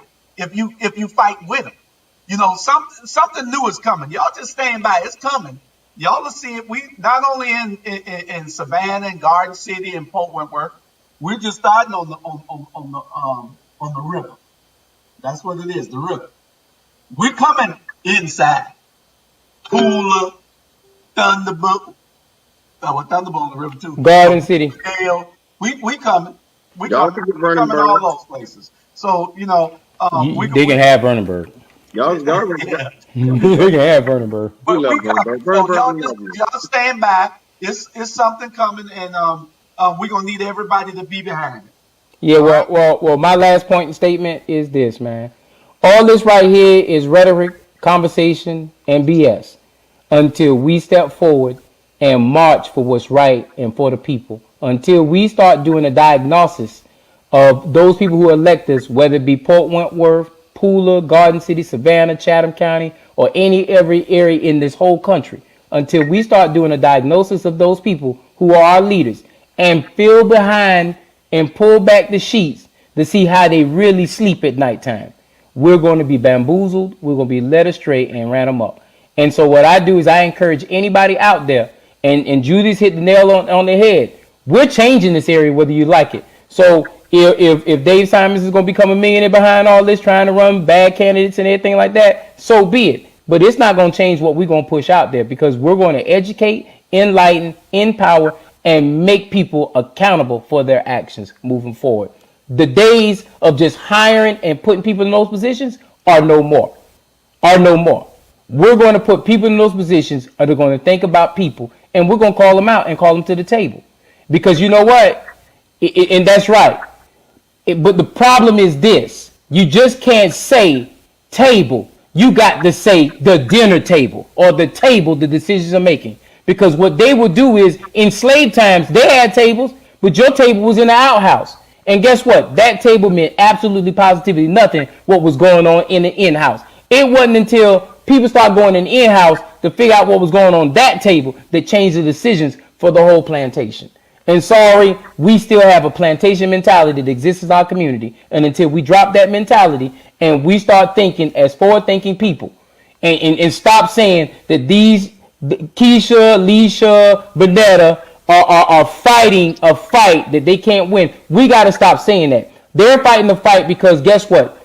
Two of them represents all of Savannah, Georgia, and that's 54, 56% African American. So their voices should resonate about what the issues tied to African American. Because 56%. The problem is we've been fighting for that 15% of the economic base that controls this community. And we have to stop that today. And the only way we can do that is by putting the right elected officials from the top all the way down to the bottom, and then turn around and forcing them to put people on committees, to put people in city management positions, and all those other things to make sure the narrative works for the people and not for the public dollars that we give away. And I'm just going to leave it at that, brother. All right. Well, that does it, Julius. I think we hit a 2-hour mark, special edition. And appreciate you, Jay, as always, and Alderwoman Gibson Carter. So I guess, Julius, you can take us out. Okay, we thank you, Alderwoman Gibson Carter, for appearing on the show today.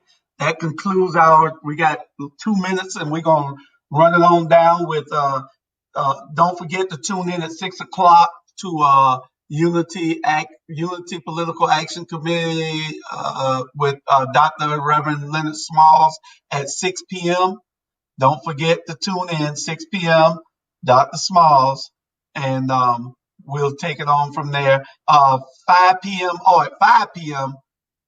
That's tomorrow. We have His and Her Perspective. We got a bunch of new shows coming also, so y'all just stand by. This is where you're going to get your news. We're going to make it all better. We're going to have a news program and everything for you, so you won't even have to look at that other news. We're going to get it for you also. So y'all stand by. We're going to do it all. And vote for Hall and Pope Wentworth. That's right. All right. We'll see y'all next week. All right.